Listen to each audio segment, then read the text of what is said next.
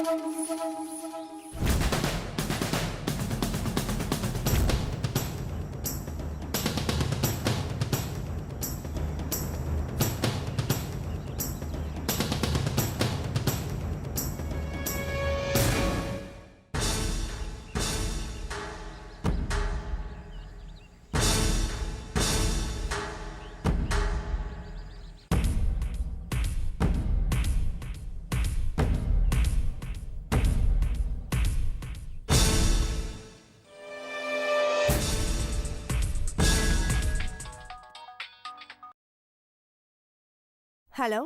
Hello madam, formula change చేశాను.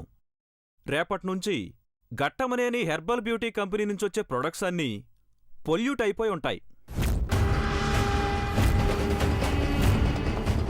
పాడవ్వడం కాదు mister Rajinikanth, అవి వాడిన వాళ్ళ ఒళ్ళు పాడవ్వాలి. Yes madam. స్కిన్ మొత్తం ర్యాషెస్ వచ్చి 3 నెలల్లో స్కిన్ క్యాన్సర్ సోకుతుంది.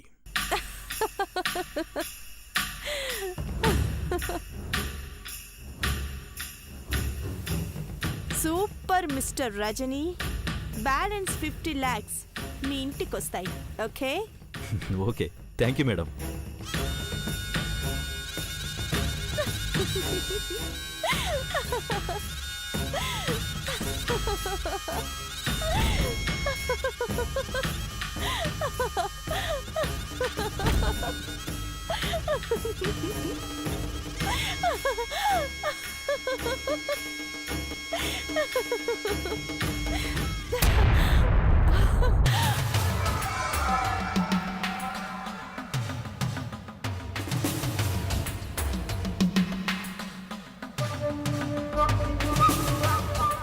ఎప్పుడూ కస్సుబుస్సుమనే నాగపడగల చంద్రముఖి ఫేస్లో హ్యాపీనెస్ పొంగుతుందేంటో. నా ఫేస్ తప్ప అందరి ఫేసులు వాడిపోతాయి, మాడిపోతాయి, పాడైపోతాయి. కాబట్టి ఎంత ఆనందంగా ఉన్నానంటే. మళ్ళీ ఏం స్కెచ్ వేశావు చంద్రముఖి? ఈసారి ఎవరు టార్గెట్? ఇప్పుడు ఎప్పుడు ఘట్టమనేని ఫ్యామిలీయే నా టార్గెట్. ఘట్టమనేని టెక్స్టైల్ కంపెనీ టెండర్లో 2500 కోట్లు నష్టపోయి కుంటుపడింది.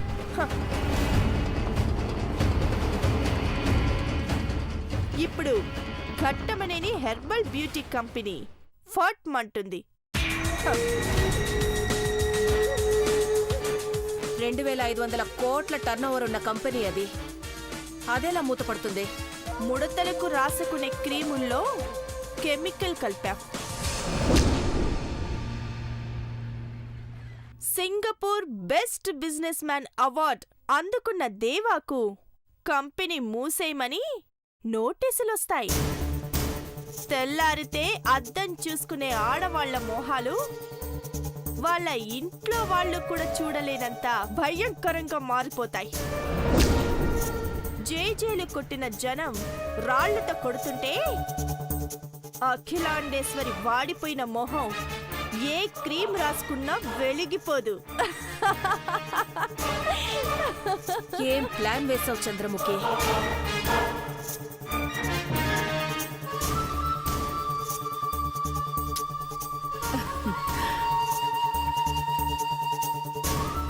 నీ బుర్రలో ఇన్ని తెలివితేటలున్నాయని నాకు తెలీదు. వారెవ్వా, నిన్ను కోడల్ని చేసుకోనందుకు ఇంత భయానకాన్ని సృష్టిస్తున్నావా? నిజంగా నువ్వు గ్రేట్ చంద్రముఖి. ఇలాగైతే అఖిలక్క వాళ్ళు సంవత్సరం తిరిగేలోపే రోడ్డున పడతారేమో అనుకుంటా. నిన్న రాత్రి నాకు నేను బెంజ్ కారులో వెళ్తూ వెళ్తూ నోట్ల కట్టలు బిస్కెట్ ప్యాకెటుల్లా విసిరేసినట్టు కల కూడా వచ్చింది. దాన్ని నువ్వే నిజం చేయాలి. నేను వేలు పెడితే ప్రతి కంపెనీ సీల్ పడుతుంది. ఆ తర్వాత నువ్వు రాజముద్ర వేసుకో చీపురాంటీ. ఇలా పతనం చేయడమేనా నీ పని? అఖిలాండేశ్వరి ఫ్యామిలీ మొత్తం మా వల్ల కాదు అని చేతులెత్తేయాలి. దేవా ఎత్తిన చేతుల్లో మంగళసూత్రం ఉండాలి. అది నా మెళ్ళో కట్టాలి. అప్పుడీ నాశనానికి అడ్డుకట్ట నేనే కట్టాలి. బావుంది చంద్రముఖి. నాదో చిన్న కోరిక. ఈ కంపెనీలన్నీ నా చేత్తో పడేయచ్చా? నీ చేతికే అధికారం వచ్చేటప్పుడు ఆలస్యం ఎందుకు? కాని ఆంటీ.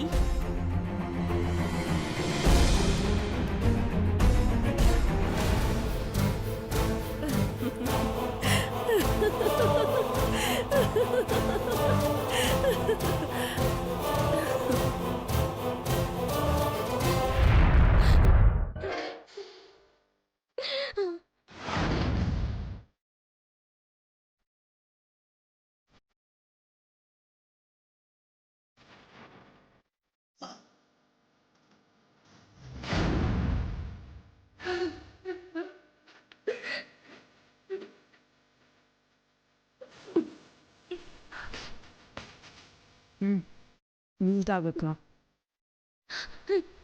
నాకొద్దురని పొద్దుగాల నుండి ఏడుస్తానే ఉన్నావు. గిన్నెల బువ్వ ఎండకి ఎండిపోయినది, కడుపు మండిపోతుంది. గ్లాసు నీళ్ళైనా తాగక్క. అమ్మగారోళ్ళు మనం చచ్చిపోయినట్టే లెక్కన్నాక ముద్ద ఎట్ట తింటాను, నీళ్ళెట్ట తాగుతాను. ఉసురు నిలుపుకునే బతుకేనా ఇది? అట్టగని ఊరుగాని ఊరొచ్చి సత్తావా?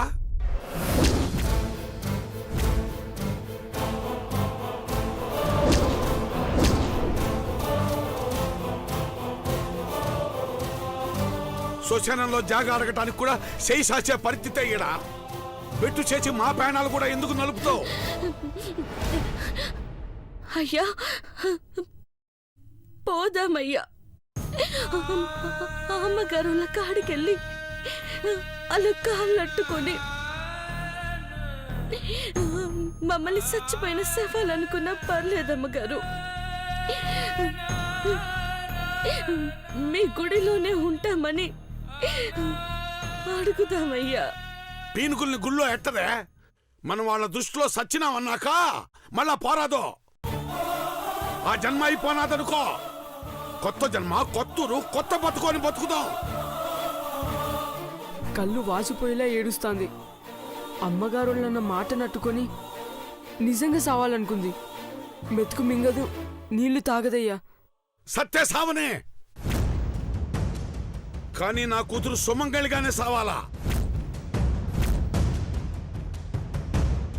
అయ్యా ఏమంటున్నావు? అవునే, గుళ్ళో నిన్ను నీకు వచ్చిన అయ్యని చూడకుండా నే సత్తానని తెలిసి కూడా మళ్ళా ఈ పెళ్లి వద్దంటున్నావంటే ఏటనుకోవాలో నువ్వే చెప్పు. ఎన్ని మార్లు చెప్పాలయ్యా నాకు పెళ్ళే వద్దని? ఏయ్, నరుకుతా లేదంటే నరుక్కుంటా. పెళ్ళొద్దన్న మాట మళ్ళా నీ గొంతులోంచి బయటకొస్తే నా గొంతు తగి నెత్తురు పారుద్ది పార్వతే. అయ్యా గుళ్ళో చూసిన అయ్యతోనే నీ పెళ్లి ఖాయం చేస్తున్నా. శుక్రవారం సంబంధం ఖాయం కాకుంటే నువ్వు గనక తల ఎగరేస్తే కూతుర్ని సౌభాగ్యవతిని చేయలేక లచ్చమ్మ గుడికి తల బలిచ్చినాడని ఈ ఊళ్ళో వాళ్ళందరూ చెప్పుకుంటారు.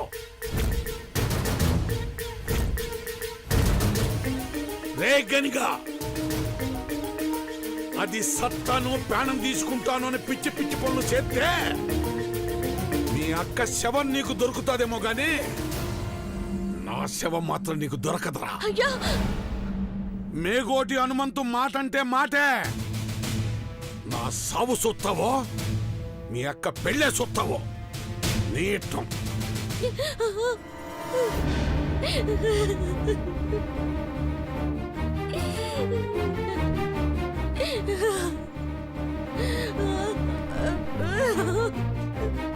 అక్క అక్క ఏడోకే, ఊరుకో.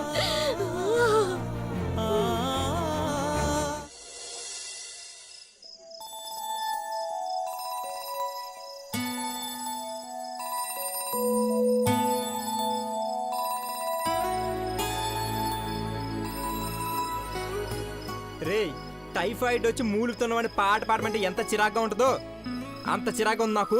ఫోన్ పెట్టే.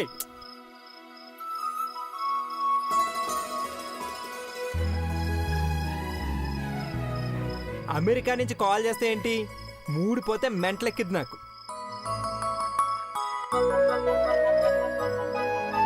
చెప్తున్నాను కదరా, ఫోన్ పెట్టే.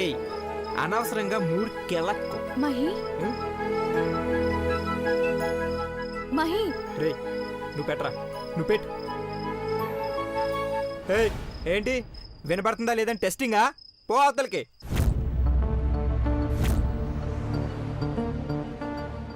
మూడు బాలేక మండిపడుతున్నావు. మూన్ వంక చూడరా, మైండ్ పీస్ఫుల్ గా ఉంటుంది. ఇంకా నయం, నీ మొహం వంక చూడమన్నావు కాదు. ఎందుకే కామ్గా ఉన్నావని కెలుకుతారు? నాకు బోర్ కొడుతుందా నీకు చెప్పానా? చిరాకుందా నీతో అన్నానా? లేదు, విన్నాను. ఒకసారి ట్రా, I will show you something. ఏంటిది అసహ్యంగా? నువ్వెందుకు ఇలా ఓవరాక్షన్ చేస్తున్నావో నాకు తెలుసు. ఇలాంటి టచ్చింగ్లు షోయింగ్లు నా ముందు కాదు. పండగయ్యాక ఫస్ట్ నైట్ పెడతారని మురిసిపోతున్నావేమో. ఒకవేళ నా తద్దినం పెట్టినా అలాంటి ప్రోగ్రామ్స్ జరగవు. అలా మాట్లాడకరా. నేనంటే నీకిష్టం లేదని నాకు తెలుసు, కానీ నువ్వంటే నాకిష్టమనే మూడో పైన నీ మొహంలో చిన్న స్మైల్ తెప్పిద్దామని అనుకున్నాను.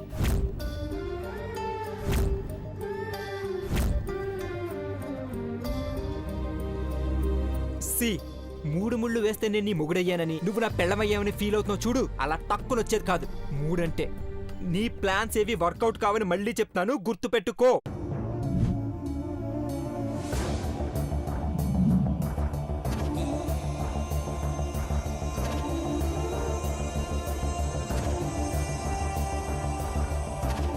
నువ్వు నవ్వితే కూడా చూడడానికి ఇష్టం ఉండదు నాకు. అలాంటిది సిగ్గుపడుతూ రూమ్లోకి వస్తే ఎంత ఇరిటేటింగ్ ఉంటుందే నాకు. పిచ్చి పిచ్చి కోరికలు ఏమైనా ఉంటే ఊహించుకుని బ్రతుకు. టైం పాస్ కాకపోతే అవే నిజమవ్వాలని గుడికెళ్ళి అర్చనలు అభిషేకాలు చేయించుకో. అంతేకాని నాకు శోభనం అవుతుంది, సంవత్సరం అయ్యాక నా బేబీకి బారసాలు అవుతుందని పలికావో పళ్ళు రాల్తాయి.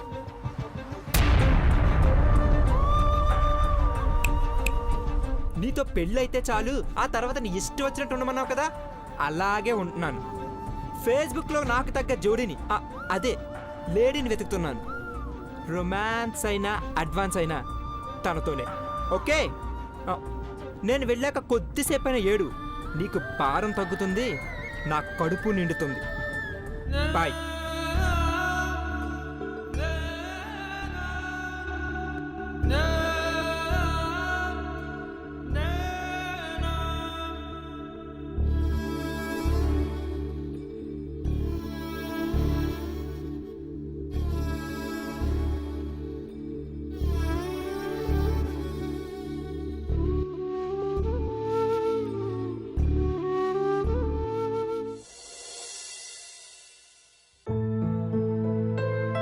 అరగంట ఆలస్యమైనా పర్వాలేదండి.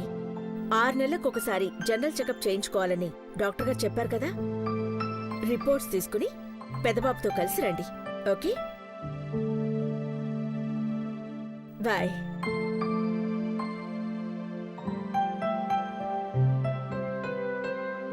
ఏంటి ఐశ్వర్య? ఆంటీ, మీతో ఎలా చెప్పాలో తెలియట్లేదు.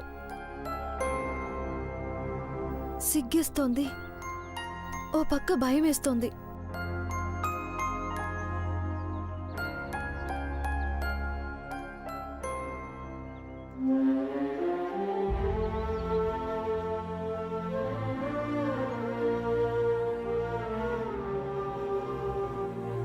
నేను అత్తని కాను, అమ్మనే అనుకున్నదానివి. మనసులో మాట చెప్పడానికి భయం ఎందుకమ్మా? ఏదైనా ప్రాబ్లమా? ఆ ప్రాబ్లం శాపమని కూడా పెళ్లి రోజు మీతో చెప్పానంటీ. నాకు పెళ్లి చేస్తే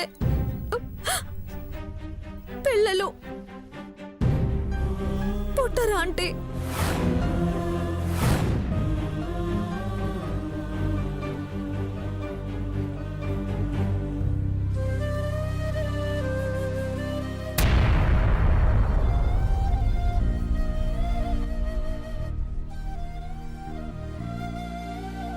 నా దురదృష్టాన్ని మా అమ్మ వాళ్లకు తెలియకుండా మీరు రహస్యంగా ఉంచారు.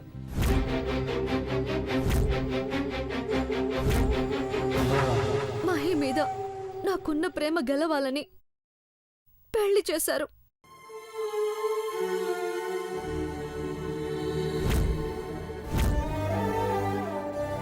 ప్రేమ పెళ్లితో ఫలిస్తుంది. సంసారం నిలబడాలంటే దంపతుల మధ్య సహజీవనం ఉండాలి.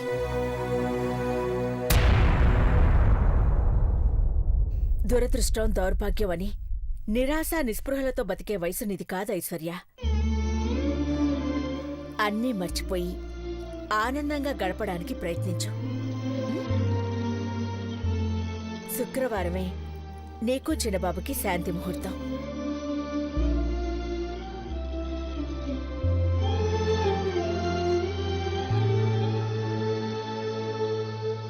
పిల్లలు పుట్టని నాకు ఈ శోభనం ఏర్పాట్లెందుకు ఆంటీ?